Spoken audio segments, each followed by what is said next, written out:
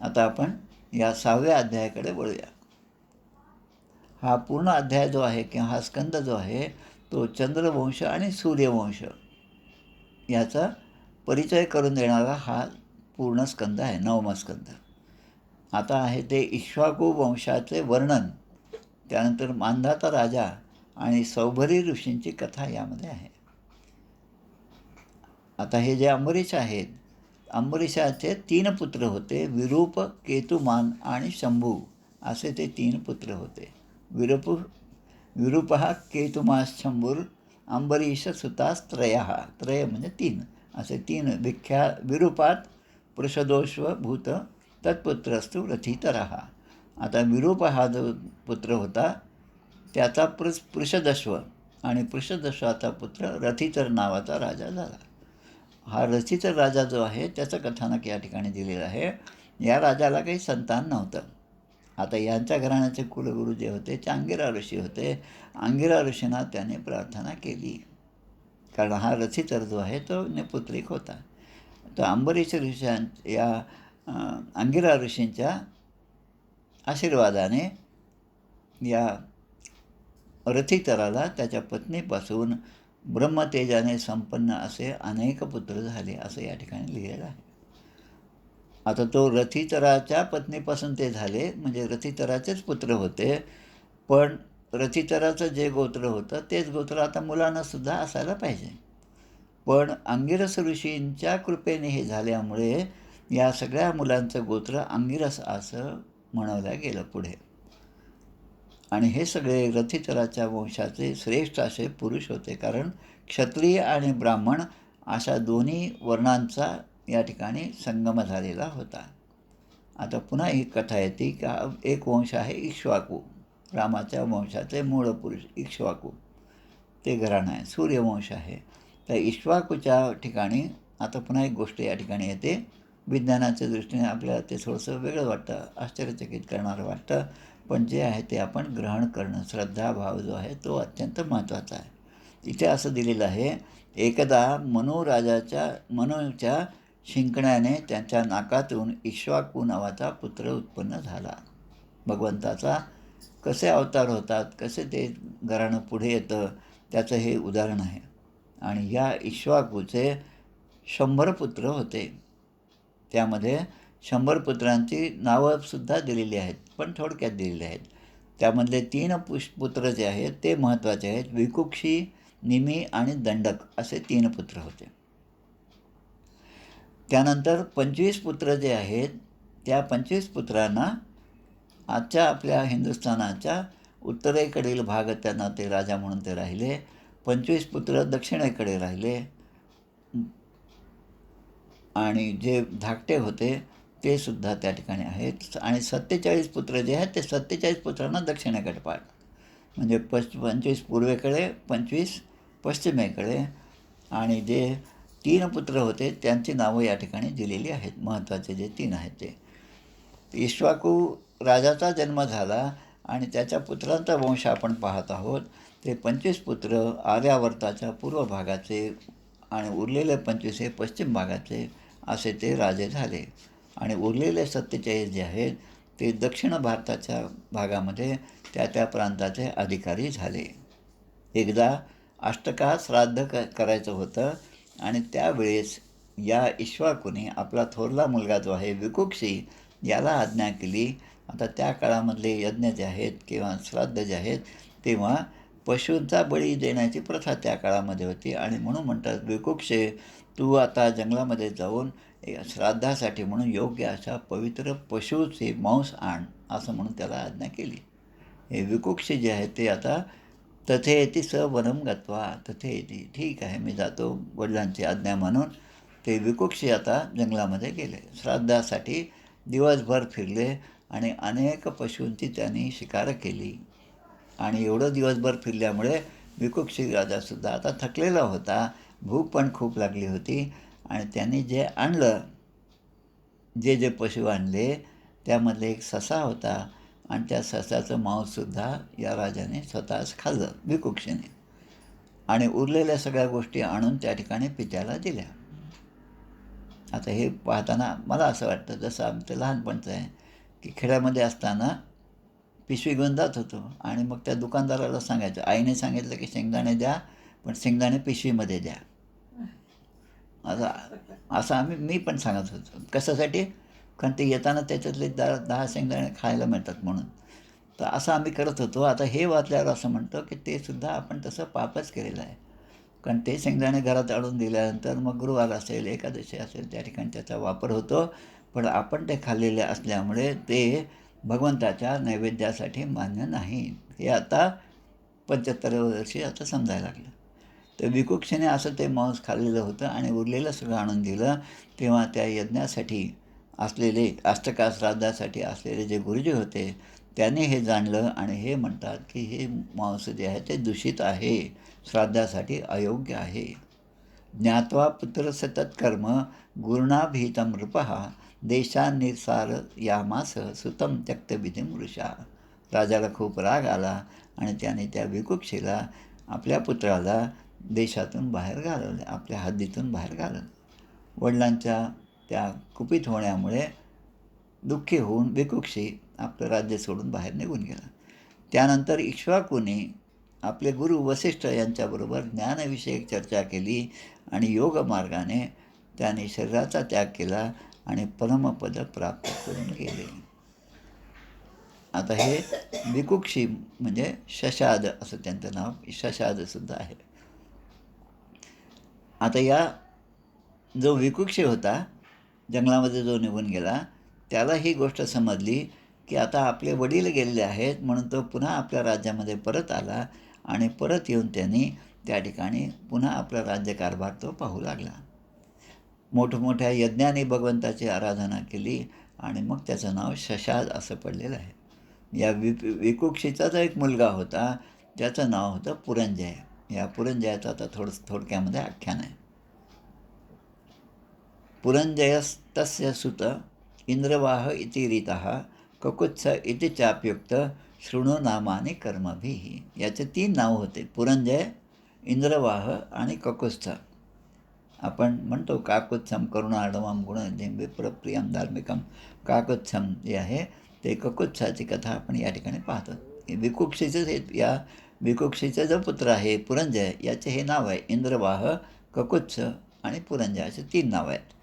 आता ही नावं कशी पडली याबद्दलचा सुद्धा थोडासा इतिहास या ठिकाणी सांगितलेला आहे. सत्ययुगाच्या शेवटी देवांचे दानवाशी जेव्हा युद्ध झालं आणि देवांचा दैत्यांकडून पराभव झाला, त्यावेळेस देवांना मदत करण्यासाठी हा पुरंजय गेलेला होता. त्यांनी याला मित्र बनवलं. तेव्हा पुरंजय असं म्हणतो की मी तुम्हाला सगळी मदत करेन, पण देवराज इंद्र माझं वाहन झाला पाहिजे, तर मी तुम्हाला युद्धामध्ये मदत करेन. त्याप्रमाणे आता त्याने मान्य केलं इंद्राने, आणि इंद्राने एका मोठ्या बैलाचं रूप घेतलं आणि तो बैल अतिशय मोठा असा आकाराने असणारा, त्याच्यावर आता हे आरूढ झालेलं आहे पुरंजय. आता बैल जो आहे त्याला काय म्हणतो, त्याला वशिंड म्हणतो आपण. आपल्या मानेच्या मागच्या बाजूला जिथून आपला ब्रह्मदंड सुरू होतो त्या ठिकाणी अगदी वरचं हाड आपल्या हाताला लागतं पहा, ते जे हाड आहे त्याला वशिंड म्हणतात. जनावरांच्या बाबतीमध्ये ते अगदी वर आलेलं असतं आणि जेव्हा आपण त्या बैलगाडीला जेव्हा आपण जुमतो तेव्हा त्याच्याभोवती तो दोरा आपण तो गुंडाळलेला असतो. तर त्या बैलावर चढून तो त्या वशिंडावर बसला आणि युद्धासाठी तयार झाला. आता वीर पुरंजय जो आहे त्याचा जे शौर्य आहे ते शौर्य त्यानं दिसलं आणि पुरंजयाने बाणांनी सगळ्या शत्रूंना यमाच्या हवाली केलं. पुरंजयाने तिथे असणारं जे नगर होते, ऐश्वर होतं, धन होतं, हे सगळं मिळवलं आणि ते सगळं आणून राजाला दिलं. आता त्याचं नाव 3 नावं पडले. इंद्रवाह, कारण इंद्र त्याचा वाहन झाला होता, म्हणजे या बैलाच्या रूपाने, आणि त्या बैलाच्या ककुदावर म्हणजे वशिंडावर बसलेला असल्यामुळे ककुत्स हे त्याला नाव प्राप्त झालं. या पुरंजयाच्या पुढे आता वंशावळ त्यांनी दिली आहेत, अनेक नावं त्यामध्ये आहेत. पुरंजय, अनेना, पृथू, विश्वरंदी, चंद्र, युवनाश्व, शानस्त, बृहदश्व आणि युवराश्व असे सगळे श्लोकांमध्ये या सगळ्यांची नावं दिली आहेत. आता यामधला जो बृहदश्व आहे त्याचा पुत्र म्हणजे कोलाश्व. आणि मग हा अत्यंत बलशाली होता. उत्तंक ऋषींना प्रसन्न करण्यासाठी 21,000 पुत्र बरोबर घेऊन धुंदू नावाच्या दैत्याचा त्याने वध केला आणि म्हणून त्याचं नाव धुंदुमार असं पडले होतं. आणि मग त्याच्या पुत्राचं नाव दिलं धडाश्व, कपिलाश्व, भद्राश्व. धडाश्वापासून हरिअश्व, त्याचा पुत्र निकुंभ, निकुंभाचा बर्णाश्व, कृशाश्व, कृशाश्वाचा सेनाजित आणि सेनाजिताचा युवनाश्व असा पुत्र झाला. आता हा युवनाश्व जो आहे तो फार पराक्रमी होता, पण त्याला संतान नव्हते. 100 पत्नी होत्या, पण त्याला संतान नव्हते. रात्रीच्या वेळेस या युवनाश्वाला खूप तहान लागली आणि त्या तहान लागल्यामुळे तो यज्ञशाळेमध्ये गेला. ऋषी सगळे झोपलेले होते. त्या ठिकाणी त्याने पाहिलं त्या यज्ञाच्या सगळे जे भांडे असतात त्यामध्ये एका ह्याच्यामध्ये पाणी ठेवलेलं होतं आणि याला खूप तहान लागली. आता कोणाला उठवायचं नाही हेही बरोबर आहे. मग त्याने ते पाणी जे आहे ते पाणी प्राशन केलं आणि ऋषींना जेव्हा जाग आली तेव्हा त्याने पाहिलं की हे यामध्ये आपण मंत्रून ते पाणी ठेवलेलं होतं, अभिमंत्रित केलेलं पाणी होतं, ते कोणी पिलं अशी चौकशी केली. तेव्हा त्यांना कळलं की हा जो युवनाश्व आहे त्याने हे काम केलेलं आहे. आणि मग त्यांच्या लक्षात आलं की आता हे जे पाणी आपण तयार केलं होतं ते पूसवनवृत्त, ज्याचा आपण उल्लेख आधीच केला आहे एका स्कंधामध्ये, त्या पूसवनवृत्ताचं पाणी आहे ते जलप्राशन केल्यावर पुत्रप्राप्ती होईल असं त्या परिणाम आहे. आणि आता हे पाणी जे आहे ते युवनाश्व पिलेलं आहे आणि म्हणून त्या ठिकाणी ऋषी म्हणतात नमश्चक्रूर अहो दैवबलम बलम. दैवबलम हेच बलवान आहे. दैवामध्ये जसं असेल तसं होईल. आता त्याला काही आता म्हणजे वेऊट नाही.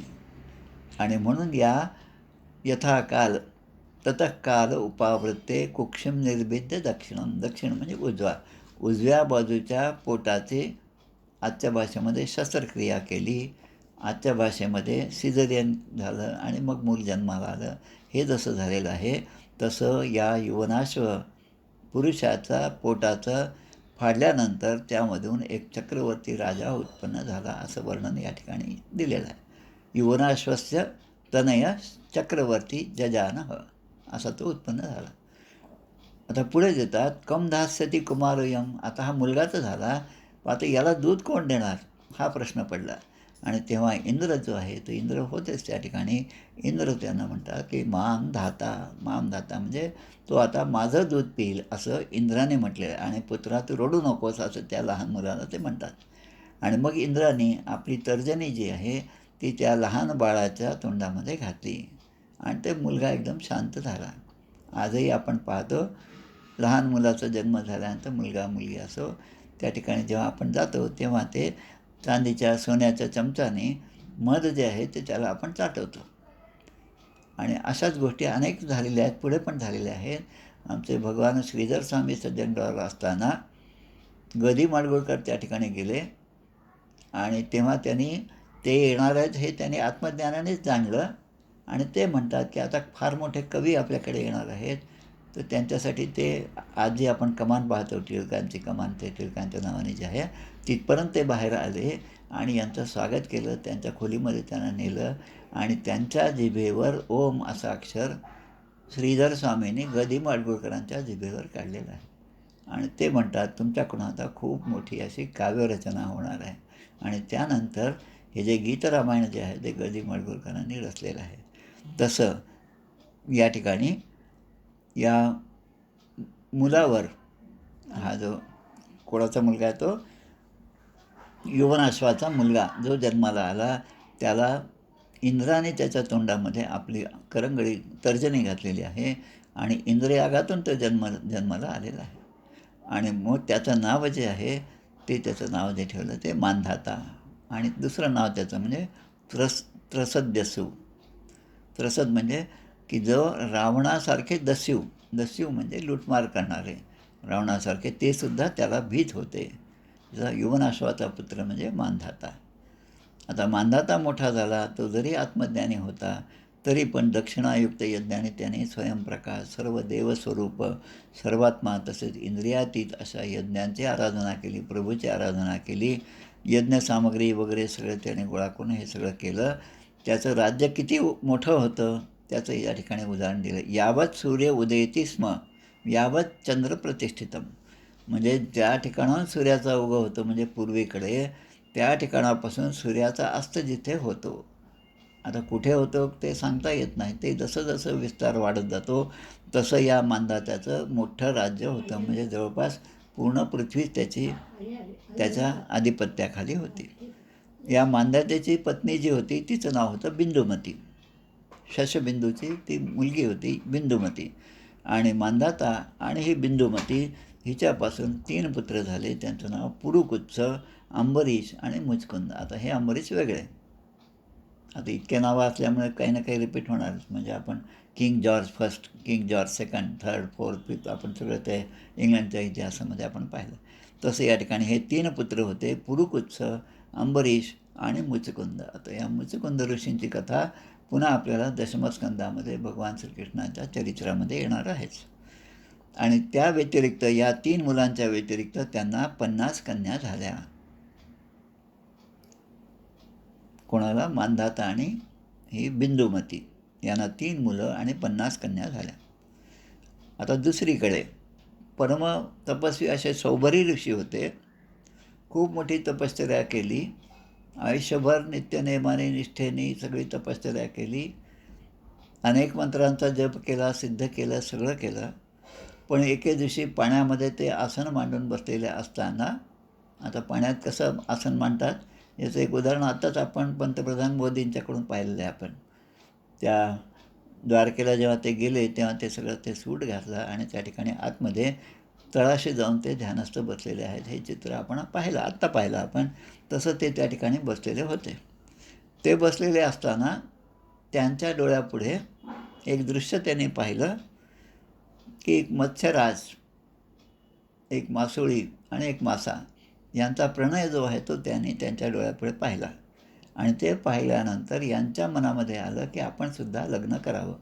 तोपर्यंत यांचं वय खूप झालं होतं, चेहऱ्यावर सुरकुत्या होत्या आणि वृद्धावस्था प्राप्त झाली होती. बाहेर आल्यानंतर त्यांनी या मांधाता राजाकडे जी विनंती केली, कारण त्यांना माहीत होती यांना 50 मुली आहेत. त्याने विनंती केली की आपल्या 50 मुलींपैकी एकीशी मी विवाह करू इच्छितो. तसं त्याने मान्य पण केलं. पण राजा असं म्हणतात की ब्रह्मन स्वयंवरात कन्याने, ज्या कन्याने आपल्याला वरले आहे तिच्याशी मी तुमचा विवाह लावून देतो आणि तिला तुम्ही घेऊन जाऊ शकता. आता या सौभरी ऋषी जे आहेत त्याने विचार केला, आता मी एवढा वृद्ध झालेलो आहे, सगळ्या चेहऱ्यावर सुरकुत्या पडलेल्या आहेत, केस पिकलेले आहेत, त्यामुळे आता काय करावं म्हणून मला कुठली स्त्री पसंत करणार नाही असं मनामध्ये आलं. आणि त्यांनी मग स्वतःसाठी सुंदर स्वतःला बनवण्यासाठी त्यांनी चांगलं रूप धारण केलं. आणि त्या 50 कन्यांच्या समोर हे जेव्हा गेले सौभरी ऋषी, तेव्हा त्या 50ही कन्यांच्या मनामध्ये या सौभरी ऋषीचं जे सौंदर्य होतं ते भरलं. आणि त्या प्रत्येकीला असं वाटायला लागलं की आता यांनी आपल्याला वरलं पाहिजे. आणि असं या ठिकाणी दिलं की त्यामध्ये कलह सुरू झाला. त्या 50 बहिणींचे एकमेकींशी त्या भांडायला लागल्या की मीच आता यांच्याशी लग्न करते, मीच आता यांच्याशी लग्न करते. असं होता होता सौभरी ऋषींनी या 50ही कन्यांचं पाणीग्रहण केलं. म्हणजे या 50 कन्या ज्या आहे त्या त्यांच्या पत्नी झाल्या. आता सौभरी ऋषी कुठे आत्तापर्यंत इतकं म्हातारपण आलेलं आहे, इतकं आयुष्य अनुष्ठानामध्ये गेलं, भगवंताच्या आराधनेमध्ये गेलं, पण त्या मत्स्याचं जे दृश्य पाहिलं त्यामुळे त्यांना ही इच्छा निर्माण झाली आणि त्यामुळे ते या संसाराच्या मायाचक्रामध्ये अडकून गेले. 7 द्वीपांचं राज्य त्यांच्याकडे होतं मांधात्याकडे. आणि सौभरीचं हे गृहस्थाश्रमाचं सुख पाहिलं आणि त्यालासुद्धा आश्चर्य वाटायला लागलं की कसे हे ऋषी यामध्ये अडकलेले आहेत. ऋग्वेदाच्यासारखे आचार्य होते सौभरी ऋषी, पण त्याने एके दिवशी स्वस्थ चित्ताने बसलेला असताना सकदाचित उपासीन आत्मा पवन मात्मनः ददर्श वृचाचार्यो मीन संगत समुस्थितम. मीन म्हणजे माशाचा संग पाहिल्यामुळे ते या संसार चक्रामध्ये आपण अडकलो याची त्यांना जाणीव झाली. सुख सुख म्हणता हे दुःख ठाकून आले, भजन सकळ गेले चित्त दुष्टीत झाले. भ्रमित मनवळेना हित ते आकळेना परमकठीण देही देहबुद्धी गळेना, अशी अवस्था या सौभरी ऋषींची झाली. ते स्वतः म्हणतात, अहो इमं पश्चात मे विनाशम तपस्विन सच्चरित वृतस्य अंतर्जले वारीचर प्रसंगात. अंतर्जले म्हणजे पाण्यामध्ये, वारीचर प्रसंगात, वारी पाण्यामध्ये, चर म्हणजे चरण करणारे जे मासे होते त्यांना पाहिल्यामुळे माझ्या मनामध्ये हे पाप आलेलं आहे आणि माझं अधःपतन झालं. त्या माशांचा संगम पाहून मी नष्ट झालो असं त्यांच्या मनामध्ये आलं. आणि म्हणून ते म्हणतात, ज्याला मोक्षाची इच्छा आहे त्याने भोगात कधीही रममाण होऊ नये. एका क्षणासाठी सुद्धा आपली इंद्रिय बहिर्मुख करू नये. आता हे सगळं जे वर्णन वाचतो तेव्हा आपण आपला विचार केला तर आपण किती अधपतित आहोत हे आपल्या स्वतःला आपण ते लक्षात घेतलं पाहिजे. संगतीच करायची असेल, मनासंग हा सर्व संघासी तोडी, मनासंग हा सर्व संघासी जोडी. म्हणजे दुःसंग जो आहे तो त्याग करणं आणि सत्संगती जी आहे ती आपण सत्संगतीमध्ये राहिलं पाहिजे. भगवंताच्या सान्निध्यामध्ये आपलं मन लावलं पाहिजे, हे त्यांच्या मनामध्ये आलं.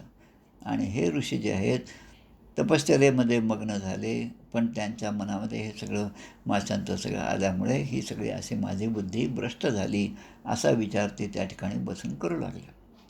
एवं वसनगृहे कालम विरक्तो न्यास आस्थितः वनं जगामा अनुययस तत्पत्न्या पतिदेवतः. त्यांना ज्या 50 स्त्रिया होत्या, पत्नी होत्या, आणि या 50पासून प्रत्येकीला 100 मुलं झाले. म्हणजे किती झाले? 5000 मुलं झाले. आता हे कसं कम्प्युटरवर बसा आणि किती आपण जसं टाईप करू तसे आकडे जसे समोर दिसतात तसे हे 5000 मुलं या सौभरी ऋषींना झाले. म्हणजे कसे संसारामध्ये फाटे फुटतात आणि माणूस कसा अडकत जातो हे या सौभरी ऋषींच्या आख्यानातून लक्षात येतं. आणि मग त्यांनी विचार केला की आता आपण संन्यास व्हावं, विरक्त व्हावं, या सगळ्यामध्ये मी विनाकारण अडकलेलो आहे. त्यामुळे त्यांनी संन्यास घेतला आणि ते वनामध्ये जायला निघून गेले. वनम जगामम अनुययस्तु पत्न्या पतिदेवता. आता ज्या पत्नी होत्या, 50 पत्नी होत्या त्यानेसुद्धा या सगळ्या सर्वस्वाचा त्याग केला आणि आपल्या पतीबरोबर त्यासुद्धा वनामध्ये निघून गेल्या. तत्र तप्ता तपस्तीक्ष्णम आत्मकर्षणम आत्मवान. सौभरी ऋषी त्या ठिकाणी जाऊन वनामध्ये घोर अशी तपश्चर्या केली. 50ही बायका बरोबर होत्या, पण त्यांच्याकडे अजिबात लक्ष दिलेलं नाही. स्वतःचं शरीर कृश केलं आणि आह्वनीय म्हणजे हे अग्नीचंच नाव आहे, आह्वनीय अग्नी, त्या अग्नीमध्ये स्वतःला समर्पण केलं आणि स्वतःचा देह त्यांनी भस्मसात करून घेतला. आता आपल्या पतीची अशी अवस्था पाहिल्यानंतर जसं आपण पाहतो की अग्नी जेव्हा प्रज्वलित झाला तर अनेक ज्वाळा असतात, त्या ज्वाळा त्या मुख्य अग्नीबरोबर एकरूप होऊन जातात आणि मग तो मुख्य एक अग्नी आपल्याला प्रगटपणे दिसू लागतो. तसं या ठिकाणी त्यांनी त्या पतीच्या प्रभावाने त्या सगळ्या त्या ठिकाणी सती गेल्या. म्हणजे त्यानेसुद्धा अग्निप्राशन केलं, अग्नीमध्ये प्रवेश केला.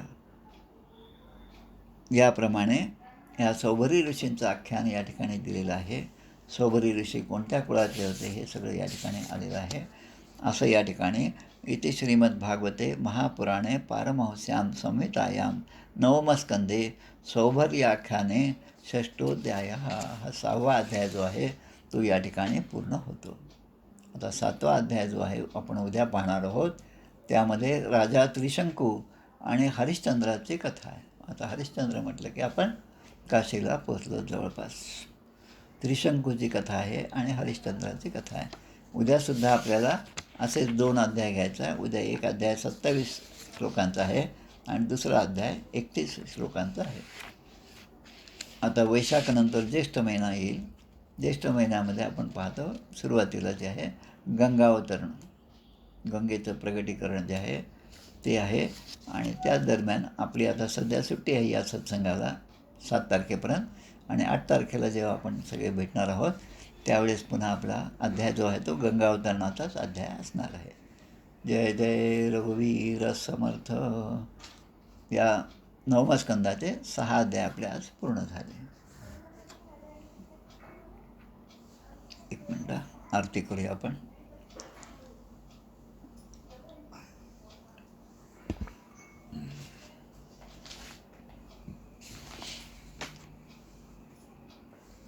जय हो जय श्री भागवता, आरती करी तुझ भगवंता. जय हो जय श्री भागवता, आरती करी तुझ भगवंता. श्री शुकमुनीने परमभक्तीने नाना परीने गायले ज्या हरिचरिता, आरती करी तुझ भगवंता. वेद तरुचे मधुर फळ, स्वादुरसे जे सोज्वळ. आत्मा राम मुनी अचळ, सेवुनी करीती जन सफळ. महापर्वणी आली अवनी, की अगहरणी भवजलतरणी. ती पतिता आरती करी तुझ भगवंता. येथे व्यासांची वाणी, सार्थक हरिगुण गावोनी. शास्त्र पुराणी मुकुटमणी, परम प्रेमामृत जननी. सहज सेविता भाविक भक्ता, उदारदाता मोक्षतत्वता देहाता. आरती करी तुझ भगवंता. गमते जणू मानस तीर्थ, द्वादश सोपाने युक्त. निर्मल भक्ती जले भरित, विहरे हरिहंसाची तेथ. श्लोक सुकुमले संत अलिकुले, सेवुनी रमले भान विसरले. रस पिता आरती करी तुझ भगवंता. अपार महिमा ग्रंथाचा, वदवेना कोणासाचा. मेवा कविवर संताचा, प्राणची कीर्तनकाराचा. जणू बोधाचा स्वयंप्रभेचा, कळीचा रवी अंतरीचा तमहरता. आरती करी तुझ भगवंता. ग्रंथ नवे हा श्रीकृष्ण, गीते वेधी मन पूर्ण. अनन्य होता या शरण, खचित टळे जन्म मरण. त्रिताप जाती चिरये शांती, नाथ ही वदती रामपदी ठेवी माथा. आरती करी तुझ भगवंता. जय हो जय श्री भागवता, आरती करी तुझ भगवंता. गोपाल कृष्ण भगवान की जय. जय जय रघुवीर समर्थ.